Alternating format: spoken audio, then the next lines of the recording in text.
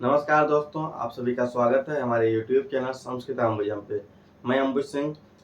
कारक प्रकरण हम लोग पढ़ रहे थे। कारक प्रकरण में हम लोग प्रथमा विभक्ति के बाद द्वितीय विभक्ति पढ़ रहे थे। द्वितीय विभक्ति में अडिजंत और डिजंत अवस्था की बात चल रही थी, जिसमें 8-9 सूत्र हम पढ़े थे। गति बुद्धि प्रत्यवसानार्थ शब्द कर्मा कर्म कारणा मणिकर्ता षडव निवह योर्न आदि खाद्योर्न भक्षेर हिंसार्थस्य न जलप्रद प्रवृत्ति नाम उपसंख्यानम दृशेश्च। इसके बाद था दृशेश्च के बाद हिरिक्रो रण्य तरस्याम और अभिवारी दृश्य आत्मने पदे वाच्यम और शब्दायतेर एक सूत्र था। इस तरीके से इन सूत्रों को हम लोग पढ़े थे। अब इस कक्षा में अडिजंत और डिजंत अवस्था वाला प्रकरण समाप्त हो जाता है। अब यहाँ पे एक अलग प्रकरण शुरू हो जाता है, जिसमें क्रिया का आधार मतलब जो भी हम क्रियाएं करते हैं, क्रियाएं का मतलब धातुओं से मिलकर जो क्रियाएं बनती हैं, जैसे चलना, खाना, पीना, दौड़ना, ये सब जो क्रियाएं हैं, इन क्रियाओं का कुछ आधार होता है। कभी कभी हम वाक्य में उस आधार का प्रयोग करते हैं। जैसे वह मार्ग पे चलता है, वह तखत पे बैठा है, वह कुर्सी पे बैठा है, वह छत पे बैठा है, या वह अच्छे मार्ग पर चल रहा है। ये सब जो क्रियाएं हो रही हैं, इसका एक आधार हम देख रहे हैं। जैसे हम मार्ग पे चलते हैं तो हमारे चलने का आधार क्या है? मार्ग है। तो जो आधार होता है वहां पे आधारो अधिकरणम एक सूत्र सप्तमी विभक्ति में हम पढ़ेंगे। तो आधार की अधिकरण संज्ञा करता है। तो सप्तम में अधिकरणे च, मतलब कि सप्तमी में अधिकरण संज्ञा जो होगी वो सप्तमी विभक्ति में होगी। तो वहां से हम लोग आधार में क्या करते थे? सप्तमी विभक्ति का प्रयोग करते थे। लेकिन 4 सूत्र भगवान पाणिनि को क्या मिले? अपवाद के रूप में मिले, जो यहाँ पे दिख रहे होंगे। तो अधिसिंह स्थासाम कर्म उपानवध्यांग अभिनिवेशश्च उपानवध्यांग वस और अभियुक्त से न। इन 4 सूत्रों में क्या हो गया कि क्रिया का आधार जो था, क्रिया का आधार था तो कुछ क्रियाएं ऐसी थी, जैसे यहाँ पे विष धातु है, तो कुछ धातुएं या क्रियाएं ऐसी थी जहां पे क्या हो रहा था? क्रिया के आधार की अधिकरण संज्ञा न होके कर्म संज्ञा हो जा रहा था, और कर्मणि द्वितीया से द्वितीय विभक्ति का प्रयोग कर रहे थे। तो कुल मिला के वो सब अधिकरण का अपवाद करके यहाँ पे कर्म संज्ञा का विधान होगा, और कर्म संज्ञा का विधान करके कर्मणि द्वितीय विभक्ति का प्रयोग हम करेंगे। तो इन 4 सूत्रों को आइए हम देखते हैं। प्रकरण इसमें भी बहुत स्पष्ट रहेगा कि यहाँ पे क्रिया के आधार की जहाँ पे अधिकरण संज्ञा होती थी, उसी की हम कर्म संज्ञा करेंगे, बस और कुछ बात नहीं है इसमें। तो हमें देखना यह है कि किन किन धातुओं का प्रयोग होने पर ऐसा होता है, बस यही देखना है। ठीक। तो पहला सूत्र है अधि सिंह स्थासाम कर्म। ठीक है। सूत्र कहता है अधि सिंह स्था और आस। तो अधि सिंह स्था आस और षष्ठी विभक्ति बहुवचन में अधि सिंह स्था साम कर्म, ये सूत्र हो गया। अधि उपसर्ग पूर्वक सिंह धातु, ये जो अधि उपसर्ग है वो तीनों धातुओं के साथ जुड़ेगा। तो अधि उपसर्ग पूर्वक सिंह धातु, अधि उपसर्ग पूर्वक स्था धातु और अधि उपसर्ग पूर्वक आस धातु। इन तीनों धातुओं का प्रयोग अगर अधि उपसर्ग पूर्वक हो तो वहां पे जो क्रिया का आधार जहां हम अधिकरण करते थे, अधिकरण न करके क्या करेंगे? कर्म का विधान करेंगे। और कर्मणि द्वितीया से द्वितीय विभक्ति करते हैं, यह तो हम पहले से पता है। तो क्या बात है यहाँ पे? अधि उपसर्ग पूर्वक सिंह धातु, स्था धातु और आस धातु का प्रयोग होने पर क्रिया के आधार की कर्म संज्ञा करेंगे। सिंह धातु, स्था धातु, आस धातु, तीनों धातु रहने के अर्थ में प्रयोग होती है। ठीक है। तो अधि उपसर्ग पूर्वक सिंह धातु, अधि उपसर्ग पूर्वक स्था धातु और अधि उपसर्ग पूर्वक आस धातु, इन 3 धातुओं का प्रयोग होने पर क्रिया के आधार की हम कर्म संज्ञा करेंगे। बात बिल्कुल स्पष्ट है। आइए उदाहरण से हम देखते हैं कैसे क्या हो रहा है। अधि उपसर्ग पूर्वक सिंह धातु का उदाहरण देखते हैं, फिर स्था फिर आस।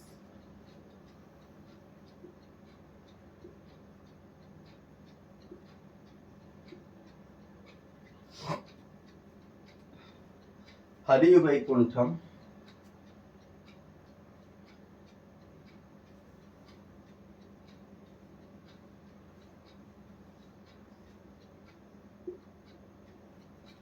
अधिसेते।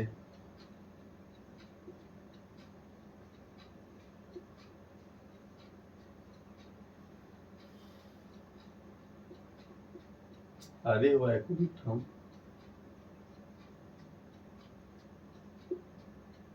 अधितिष्ठति।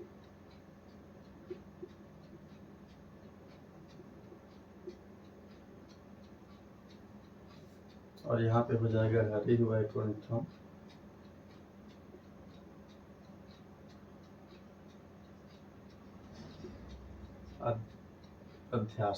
अध्यास्ते,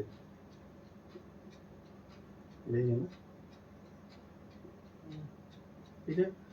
तो हरि, इसका अर्थ हो गया कि हरि वैकुंठ में रहते हैं, ये एक इसका हिंदी अर्थ होगा, 3 वाक्यों का अर्थ यही होगा, ठीक है।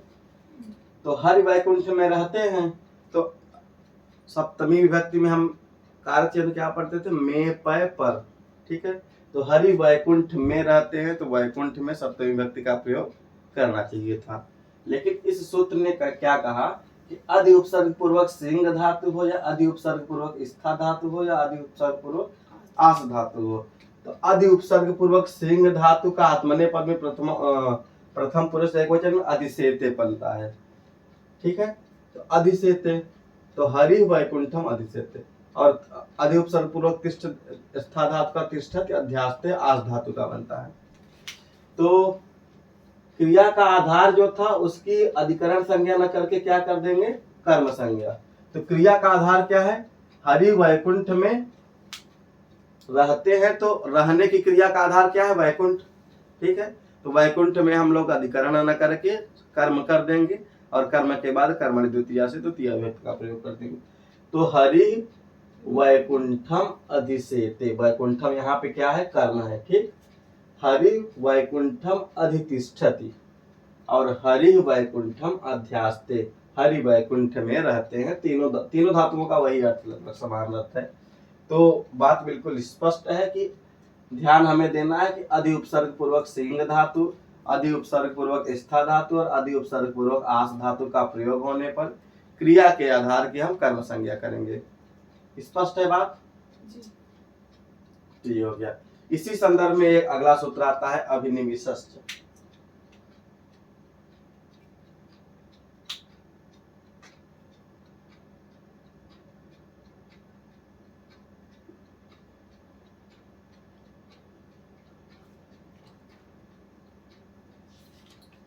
ये क्या कहता है, कर्म कह दिया पहले, ठीक है। क्या कहा कि अधिसिंह स्थासाम कर्म से कर्म का प्रयोग कर दिया। तो यहाँ कर्म नहीं कहा, यहाँ क्या किया, क्या कह दिया, च कह दिया। मतलब अभि उपसर्ग पूर्वक, अभि और नि उपसर्ग पूर्वक, यहाँ पे दोनों उपसर्ग साथ में आएंगे, ये ध्यान देना है, बच्चे कंफ्यूज हो जाते हैं। अभि और नि दोनों उपसर्गों का साथ में प्रयोग करना है, ठीक है। तो अभि और नि उपसर्ग पूर्वक विस धातु का प्रयोग होने पर, अभि और नि उपसर्ग पूर्वक विस धातु का प्रयोग होने पर च मतलब क्रिया के आधार की कर्म संज्ञा हो जाएगी। तो अभि और नि उपसर्ग पूर्वक विस धातु का प्रयोग होने पर क्रिया के आधार की कर्म संज्ञा हो जाएगी। इसने क्या कहा था, अधि उपसर्ग पूर्वक सिंह स्था आस धातुओं का प्रयोग होने पर क्रिया के आधार का कर्म हो जाएगा। कर्म की अनुवृत्ति यहाँ से हम पूर्व सूत्र से हम ले लिए। तो अभि उपसर्ग पूर्वक नि धातु, अभि और नि उपसर्ग पूर्वक विस धातु, तो अभि और नि उपसर्ग पूर्वक विस धातु का प्रयोग होने पर क्रिया के आधार की कर्म संज्ञा। उदाहरण इसका देख लेते हैं। सन्मार्गम,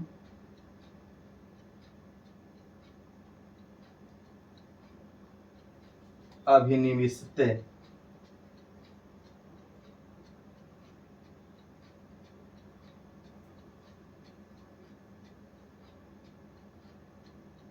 देखिए विष धातु में अभि और नि उपसर्ग पूर्वक लग के अभिनिविशते धातु से ये क्रिया बनती है, अभिनिविशते सन्मार्गम। तो अच्छे मार्ग पे अभिनिविशते चलता है या विचरण करता है, कुछ अर्थ ले लो। तो अच्छे मार्ग पे क्या कर रहा है, अभिनिविशते मतलब विचरण कर रहा है, ठीक है, या रहता है। तो अच्छे मार्ग क्या है, अभिनिविशते क्रिया का आधार है, ठीक। तो क्रिया के आधार की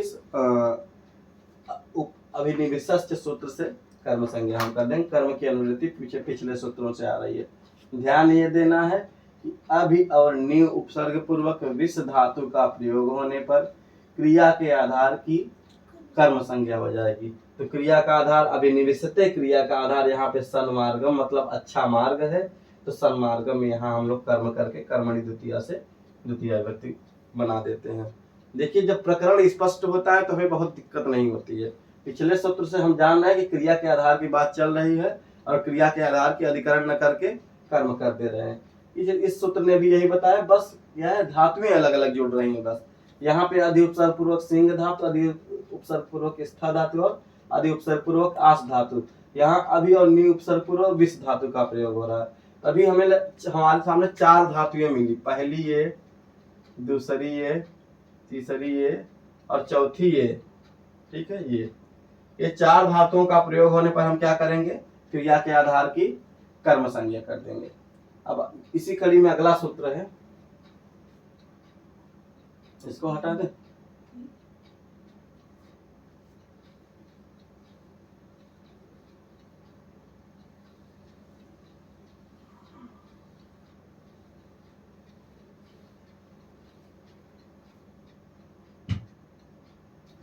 उपान मध्यांग रस अगला सूत्र है।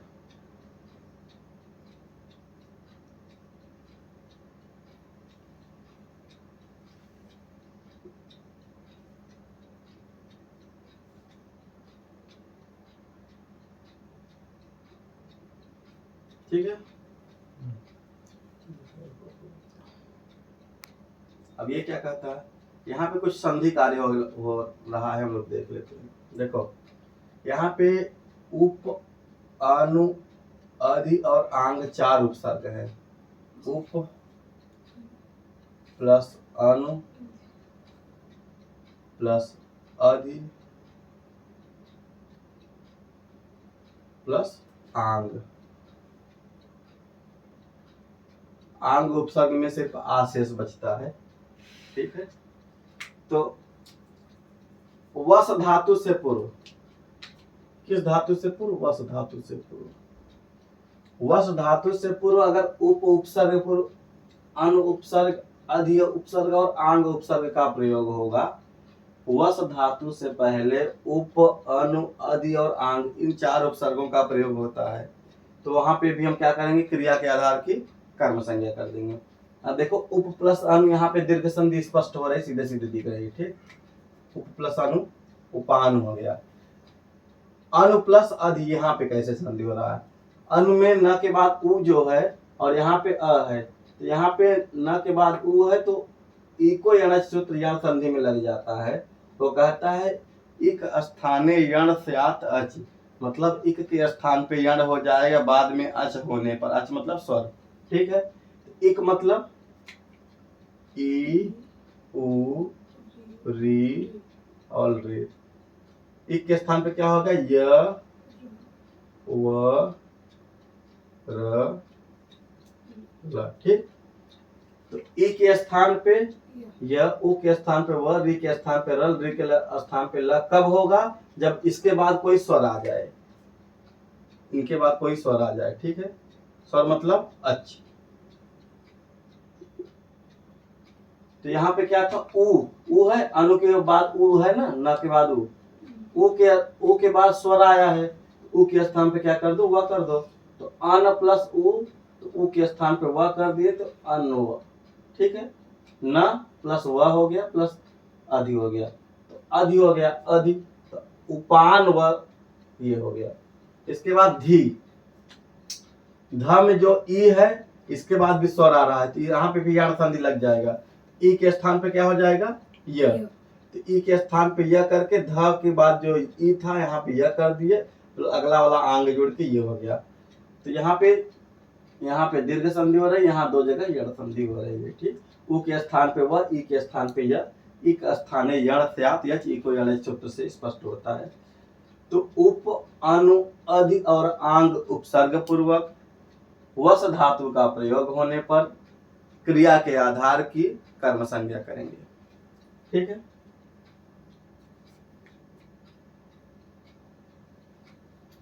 इनको उदाहरण से बातें और स्पष्ट हो जाएंगी।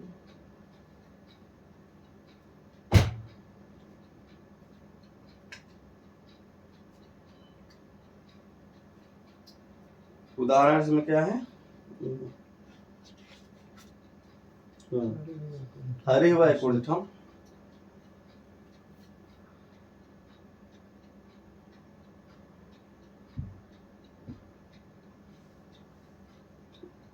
हरि वैकुंठम। अब यहाँ पे वस धातु से ये सब क्रियाएं लगेंगी, वस धातु, ठीक है। वस धातु रहने के अर्थ में ये भी प्रयोग होती है, ठीक। उप से वस जोड़ोगे तो बनेगा उपवसति, ठीक है। इसके बाद अनु से वस जोड़ो क्या बनेगा, अनुवसति। इसके बाद अधि से वस जोड़ो क्या बनेगा, अधिवसति।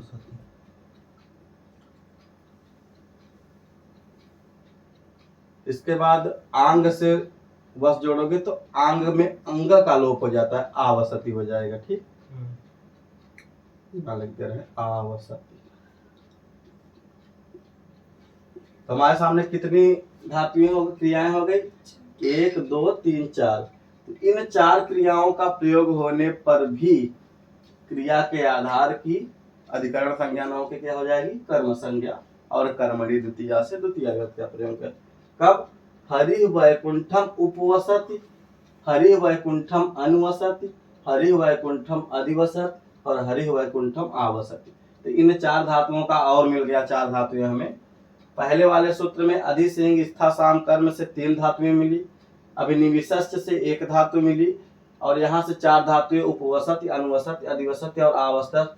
इन 4 धातुओं का प्रयोग होने पर क्रिया के आधार की कर्म संज्ञा करेंगे। हरि के रहने की क्रिया में वैकुंठ क्या है, उनका आधार वैकुंठ में रहते हैं। कोई का तो गांव में रहते हैं, तो गांव हमारे रहने का क्या है, आधार है। कोई का तो देश में रहते हैं, तो देश हमारे रहने का क्या है, आधार है। ऐसे हरि कहाँ रहते थे, वैकुंठ में, तो वैकुंठ उनके रहने का आधार था। तो क्रिया का आधार चूंकि वैकुंठ है, तो यहाँ पे कर्म संज्ञा कर देंगे। कब, जब वस धातु से पूर्व उप उपसर्ग लगा हो, या वस धातु से पूर्व अनुपसर्ग लगा हो, या वस धातु से पूर्व अधि उपसर्ग लगा हो, या वस धातु से पूर्व आंग उपसर्ग लगा हो। इन चार धातुओं का प्रयोग होने पर हम ऐसा कार्य करेंगे। बात बिल्कुल स्पष्ट है। एक सूत्र और रह जाता है वार्तिक के रूप में, उसको भी देख लेते हैं। अभुक्त्यर्थस्य न।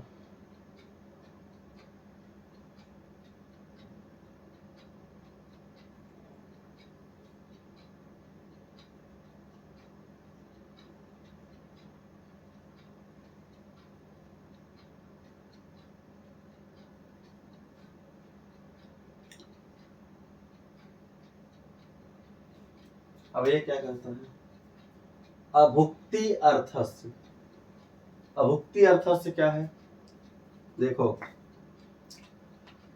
उपवास करना आप सुने होंगे ना। उपवास करना मतलब होता है कुछ चीज अपने यहाँ गले के अंदर, अपने अंदर ना ग्रहण करना ही उपवास करना होता है, ठीक। तो उपवास करना मतलब साधारण रूप से समझे कि कुछ खाना न खाना, ये उपवास करना होता है। तो यहाँ पे एक धातु है उपवसति, ठीक है। इस उपवसति धातु के साथ समस्या ये है, इसके 2 अर्थ हो जाते हैं। उपवसति जो धातु है, वस उपसर्ग पूर्वक उप उपसर्ग पूर्वक वस धातु के 2 अर्थ हो जाते हैं। एक रहने के अर्थ में, एक खाना न खाने के अर्थ में, या उपवास करने के अर्थ में, ठीक। खाना न खाने के अर्थ में,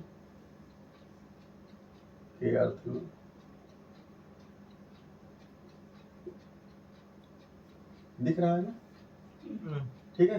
तो उपवसति उपसर्ग पूर्वक वस धातु के 2 अर्थ हो जाते हैं, एक रहने के अर्थ में, खाना ना खाने के अर्थ में। तो ये कह रहा है अभुक्ति अर्थस्य न, कि अभुक्ति अर्थस्य मतलब, अभुक्ति मतलब न भुक्ति, भुक्ति मतलब कुछ खाना न खाओ, उस अवस्था हो जाए, ऐसी अवस्था हो जाए कि जब उपवसति जो धातु है उसका अर्थ क्या हो जाए, खाना न खाना।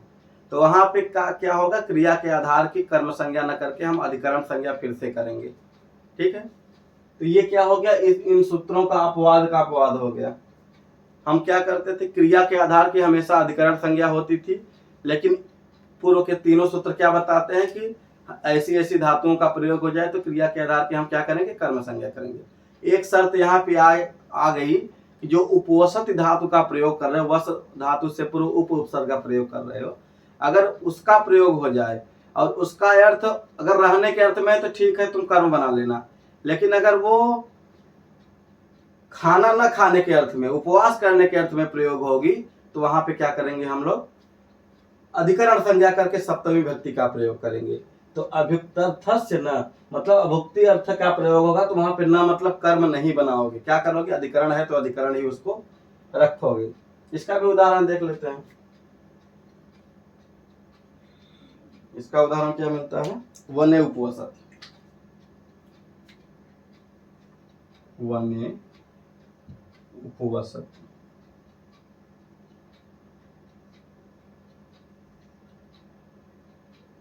ठीक है, तो यहाँ पे वने उपवसति में वन, इसका अर्थ वन में रहता है नहीं होगा, इसका अर्थ क्या होगा, वन में उपवास करता है।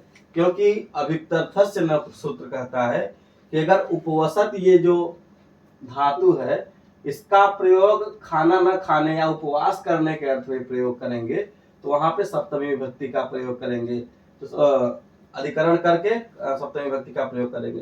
तो चूंकि अधिकरण है वहां पे वने का प्रयोग अधिकरण में हुआ है तो यहाँ पे उपवसत का अर्थ क्या निकल जाएगा, उपवास करना।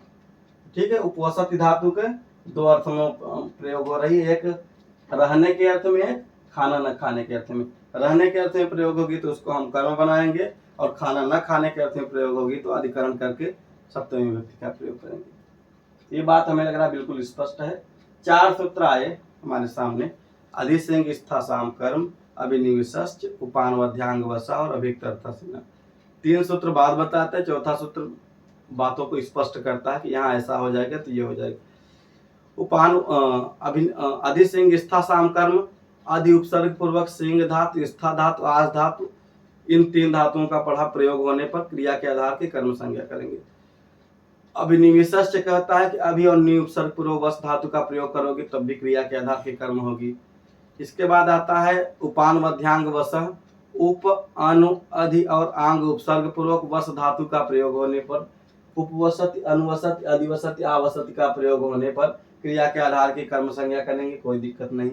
इसके बाद आता है अभिक्तर्थस्य न, करा है कि उपवसत का अर्थ अगर रहने के अर्थ में तो हमें कोई दिक्कत नहीं है, लेकिन उपवसत का अर्थ अगर खाना न खाने के अर्थ में या उपवास करने के अर्थ में प्रयोग करोगे तो वहां पे आपको अधिकरण करके सप्तमी विभक्ति का प्रयोग करना है। तो वह यहाँ पे इसीलिए वने उपवसति हो गया। कुछ और उपवसति कर लो, जैसे हम लिख दें कि